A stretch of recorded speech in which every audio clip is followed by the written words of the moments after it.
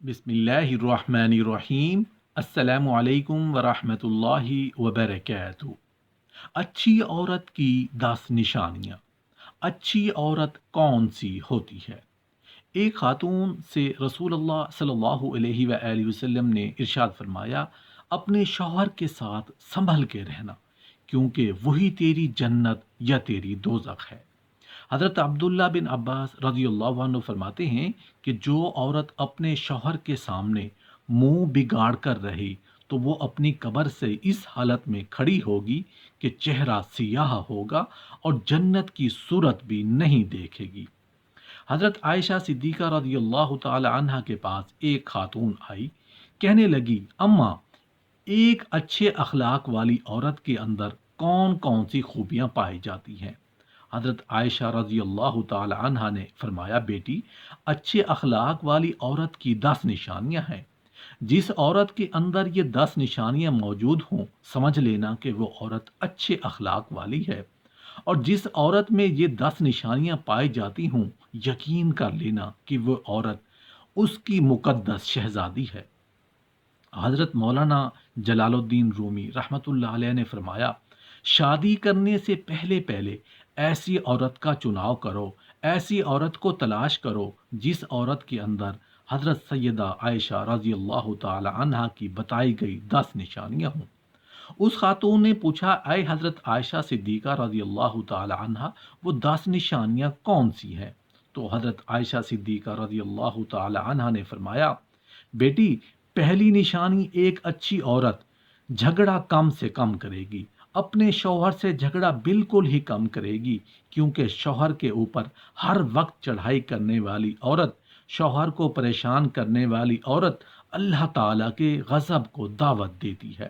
ہر وقت چڑھائی کرنے والی عورت، تلخ لہجہ اپنانے والی عورت اللہ تعالیٰ کے غضب کو دعوت دیتی ہے، اور جب اللہ کا قہر ٹوٹتا ہے تو پھر روتی ہے، چلاتی ہے، لاوارث ہو جاتی ہے۔ اس کے رونے کا پھر اسے کوئی فائدہ نہیں ملتا۔ اس لیے اچھی اور با کمال عورت وہ ہے جو اپنے شوہر کے اوپر چڑھائی نہیں کرتی، اپنے شوہر کو پریشان نہیں کرتی۔ نمبر 2، ایسی عورت جو اپنے ہاتھ کو ہر وقت کھلا رکھتی ہے، سخاوت کرتی ہے، صدقہ دینے میں دیر نہیں کرتی۔ اچھی عورت وہ ہے جو اپنے ہاتھ کو ہر وقت کھلا رکھتی ہے۔ دوسری عورتیں آتی ہیں، اپنی ضروریات پوری کرتی ہیں، اس کا سخاوت والا ہاتھ دوسری ضرورت مند عورتوں کی مدد کرتا ہے، اور وہ صدقہ دینے میں دیر نہیں کرتی، صدقہ بلاؤں کو ٹال دیتا ہے۔ بنی اسرائیل کی ایک خاتون کپڑے دھو رہی تھی، اس کا ایک بچہ اس کے ساتھ کھیل رہا تھا۔ ایک سائل آیا، بھوکا تھا، کہا، اللہ کے نام پر کچھ دے دو۔ اس عورت کے پاس ایک روٹی تھی، اس نے آدھی روٹی اس سائل کو دے دی، اللہ کے نام پر صدقہ کر دی۔ سائل وہاں سے چلا گیا۔ تھوڑی دیر بعد ایک بھیڑیا آیا، اس عورت کے بچے کو اٹھا کر لے گیا۔ اب اس عورت کو کپڑے بھول گئے، بھیڑیے کے پیچھے دوڑی چلی جا رہی ہے۔ میرا بچہ بھیڑیا لے کے جا رہا ہے۔ اچانک سے ایک شخص اس کے بھیڑیے کو پکڑ کر زمین پر دے مارا۔ اس کے بچے کو لے کر آیا، ماں کے ہاتھ میں دے دیا۔ اس عورت نے کہا، تیرا احسان ہے مجھ پر، اے اللہ، اس نیک بندے کو تو نے مجھ پر بڑا احسان کیا، میرے بچے کی جان بچائی۔ اس شخص نے کہا، میں بندہ نہیں ہوں، میں فرشتہ ہوں۔ یہ جو تو نے سائل کو اللہ کے نام پر آدھی روٹی دی ہے، آدھی روٹی نے اللہ کے نام پر دیے صدقے نے تیرے بچے کی جان بچا دی ہے۔ تو فرمایا، اچھی عورت وہ جو صدقہ دینے میں دیر نہیں کرتی۔ نمبر 3، دن میں 5 وقت کی نماز ادا کرنے والی عورت وہ اسلام کی مقدس شہزادی عورت جو قیمتی وقتوں میں سے وقت نکال کر دن میں 5 ٹائم نماز ادا کرتی ہے، بہت ہی با کمال عورت ہے۔ بنی اسرائیل کی ایک خاتون نے حضرت سیدنا موسیٰ علیہ السلام کے پاس آئی، کہنے لگی، اے اللہ کے نبی، مجھ سے گناہ سرزد ہو گیا تھا، میں نے توبہ کی، آپ دعا کریں اللہ تعالیٰ میری توبہ قبول فرمائے۔ مجھ سے گناہ ہو گیا تھا، گناہ سے ڈر کر میں نے اللہ سے پکی توبہ کی۔ حضرت سیدنا موسیٰ علیہ السلام نے پوچھ ہی لیا، تو نے آخر کون سا ایسا گناہ کیا؟ اس عورت نے کہا، مجھ سے زنا ہو گیا تھا۔ اس کی وجہ سے میں حاملہ ہو گئی اور ایک میرا بچہ پیدا ہو گیا، اس گناہ کو چھپانے کے لیے میں نے اس بچے کو قتل کر دیا، قتل کر کے اسے مٹی میں ڈال دیا تاکہ میرا گناہ چھپ جائے، معاشرے میں ذلیل نہ ہو جاؤں، لوگ کیا کہیں گے، یہ زناکار عورت ہے۔ بس اپنے گناہ کو چھپانے کے لیے میں نے بچے کو قتل کر ڈالا۔ حضرت موسیٰ علیہ السلام نے فرمایا، او بدبخت عورت، یہاں سے چلی جا، کہیں ایسا نہ ہو تیرے گناہ کی وجہ سے آسمان سے کوڑے برسیں اور ہم بھی اس عذاب میں مبتلا ہو جائیں۔ وہ عورت ٹوٹے دل سے روتی ہوئی وہاں سے چلی گئی۔ حضرت جبرائیل علیہ السلام نے آ کر کہا، اے اللہ کے نبی، اللہ کہتا ہے تو نے توبہ کرنے والے کا دل توڑ دیا۔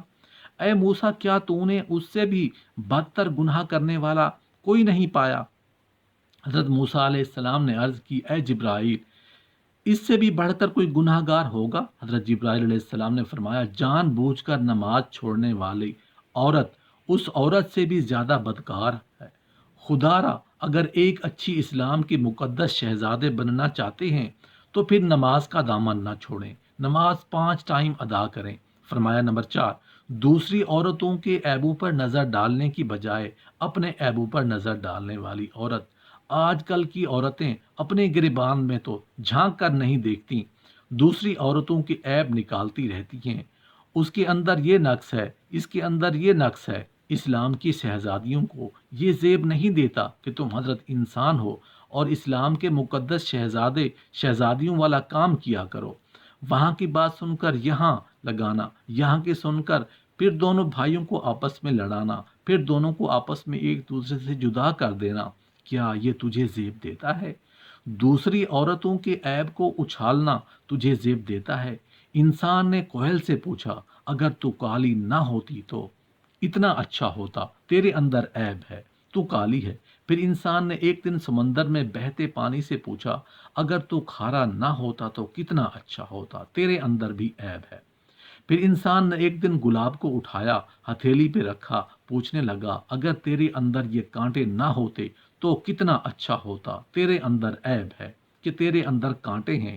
تینوں بول اٹھے، اے انسان، اگر تیرے اندر دوسروں کے عیب ڈھونڈنے کی عادت نہ ہوتی تو کتنا اچھا ہوتا۔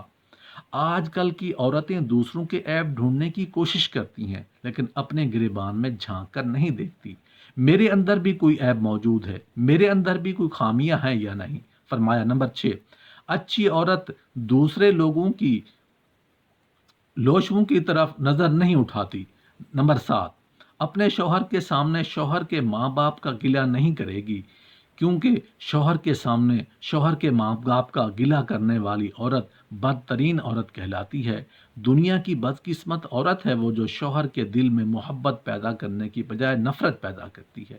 حضرت عائشہ رضی اللہ عنہ فرماتی ہیں، اے عورتوں، اگر تم کو معلوم ہو جائے کہ تمہارے مردوں کا تم پر کیا حق ہے تو تم اپنے شوہروں کے قدموں کی غبار و دھول کو اپنے گالوں سے صاف کرو گی۔ علامہ ابن تیمیہ رحمۃ اللہ علیہ فرماتے ہیں کہ اگر عورت پر اللہ اور اس کے رسول کے حق کے بعد کوئی اور حق شوہر کے حق سے زیادہ اہم اور ضروری نہیں۔ حضرت سفیان ثوری رحمۃ اللہ علیہ فرمایا کرتے تھے، شوہر باپ کا حق مار گیا، عورت پر اس کے والدین کی بنسبت شوہر کے حقوق زیادہ ہیں، تاہم دونوں کی اطاعت پھر بھی ضروری ہے۔ جو امور شوہر کے حق سے متعلق ہیں ان میں شوہر کی اطاعت ضروری ہے، اور جو امور والدین کی خدمت اور راحت سے متعلق ہیں ان میں والدین کی اطاعت ضروری ہے۔ یہ نہیں کہ ایک کی وجہ سے دوسرے کے حقوق ادا نہ کرے، کیونکہ اللہ تعالیٰ کی نافرمانی میں کسی کی اطاعت درست نہیں۔ اللہ پاک سے دعا ہے کہ ہمیں بحیثیت شوہر اپنی بیویوں کے عزت و احترام کی توفیق عطا فرمائے۔ اللہ پاک تمام بیٹیوں کے نصیب اچھے کرے۔